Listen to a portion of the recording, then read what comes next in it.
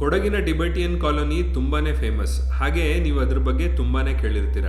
ಆದರೆ ಕರ್ನಾಟಕದಲ್ಲಿ ಇರೋ ಇನ್ನೊಂದು ದೊಡ್ಡ ಟಿಬೆಟಿಯನ್ ಮೊನೆಸ್ಟ್ರಿ ಬಗ್ಗೆ ಸಾಕಷ್ಟು ಜನಕ್ಕೆ ಗೊತ್ತೇ ಇಲ್ಲ. ನಾನು ಹೇಳ್ತಾ ಇರೋದು ಉತ್ತರ ಕನ್ನಡ ಜಿಲ್ಲೆಯ ಮುಂಡಗೋಡು ತಾಲೂಕಿನ ಟಿಬೆಟಿಯನ್ ಮೊನೆಸ್ಟ್ರಿ ಬಗ್ಗೆ. ಬೆಂಗಳೂರಿನಿಂದ ಸುಮಾರು 400 ಕಿಲೋಮೀಟರ್ ದೂರ, ಹಾಗೆ ಹುಬ್ಬಳ್ಳಿಯಿಂದ 53 ಕಿಲೋಮೀಟರ್ ದೂರದಲ್ಲಿ ಇದೆ ಈ ಟಿಬೆಟಿಯನ್ ಮೊನೆಸ್ಟ್ರಿ. ಸುಮಾರು 8,000 ಟಿಬೆಟಿಯನ್ಸ್ಗಳು ಇಲ್ಲಿ ವಾಸವಾಗಿದ್ದಾರೆ. ಸುಮಾರು 10 ಕ್ಯಾಂಪಸ್ಗಳು ಇಲ್ಲಿದೆ.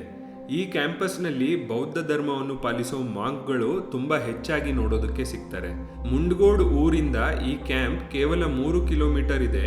ಇಲ್ಲಿ ಬಂದ ಕೂಡಲೇ ಕರ್ನಾಟಕದಿಂದ ನೇರವಾಗಿ ಟಿಬೆಟ್ಗೆ ಬಂದ ಹಾಗೆ ವಾತಾವರಣ ಬದಲಾಗುತ್ತೆ.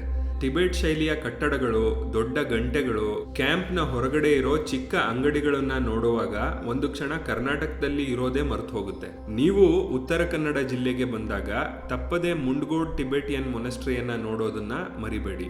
ಇದೇ ತರದ ಹೆಚ್ಚಿನ ಪ್ರವಾಸಿ ವಿಡಿಯೋಗಳಿಗಾಗಿ ಹೋಗಾಟ ಚಾನೆಲ್ನ ಸಬ್ಸ್ಕ್ರೈಬ್ ಮಾಡಿ.